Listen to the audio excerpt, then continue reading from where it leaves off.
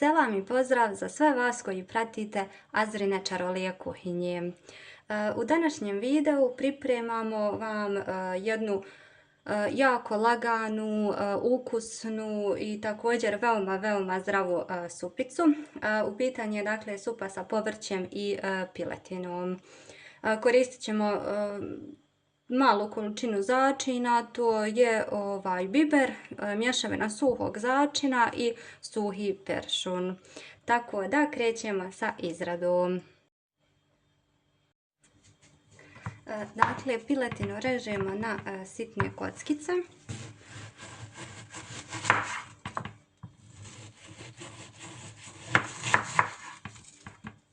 Ja ću očistiti sve ove ovako dijelove na piletini.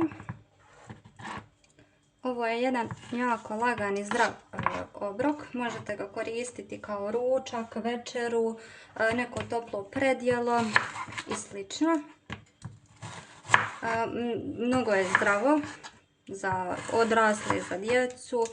Bogato je vitaminima, proteinima, mineralima. Zaista sve hranljive te tvari koje su nam potrebne tokom ovih ljetnih dana, jer čovjek zaista na ovim jakim vrućinama i nema neku potrebu za jakim i kaloričnim obrocima.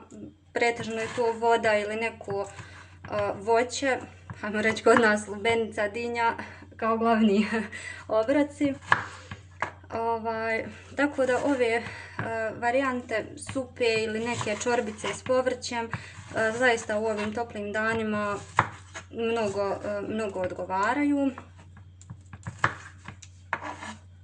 Piletinu, kao što rekoh, režemo na sitnije kockice i stavit ćemo je u šerpu, dodati vodu da sve to lijepo prokuha, odnosno da se meso skoro pa i skuha.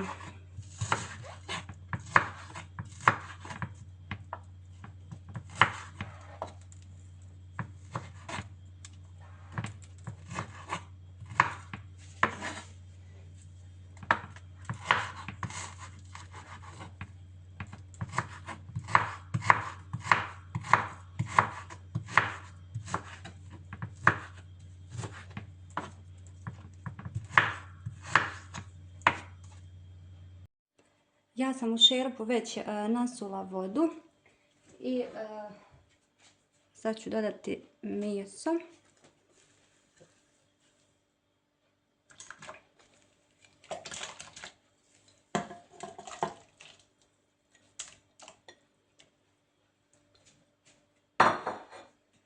I sve ćemo lijepo promiješati.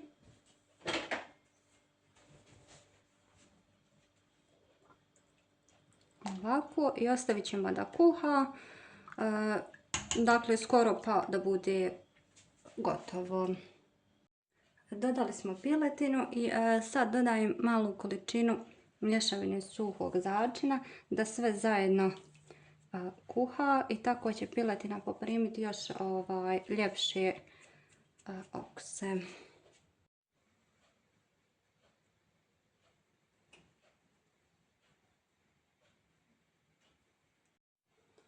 Piletina već par minuta ovako intenzivno kuha i sad ću dodati mješavinu carskog povrća, mrkva, brokula, karfiol.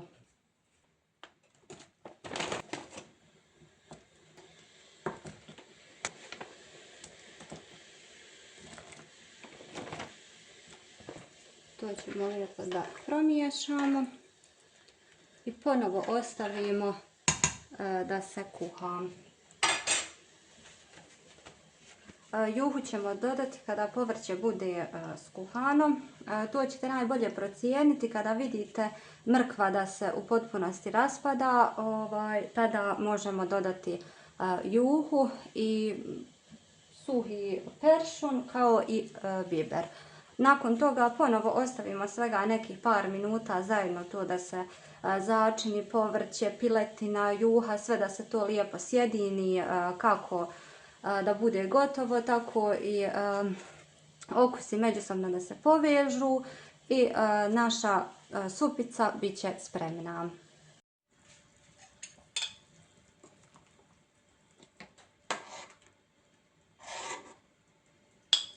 Ovako ćemo na tanjir izdvojiti par komadića mrkve. Na osnovu ovoga možemo primijetiti da je mrkva jako mekana. Vidite.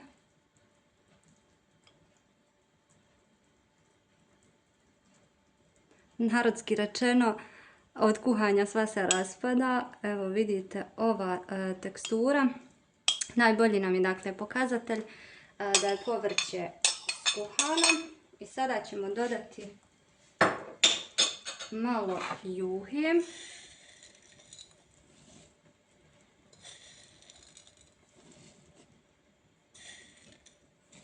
Malo suhog peršuna i malo bibera. Ostavit ćemo sve nekoliko minuta da se kuha, da bi juha bila skuhana i naš hranljiv, ukusan i jako zdrav ručak bit će spreman za evo svega par minuta.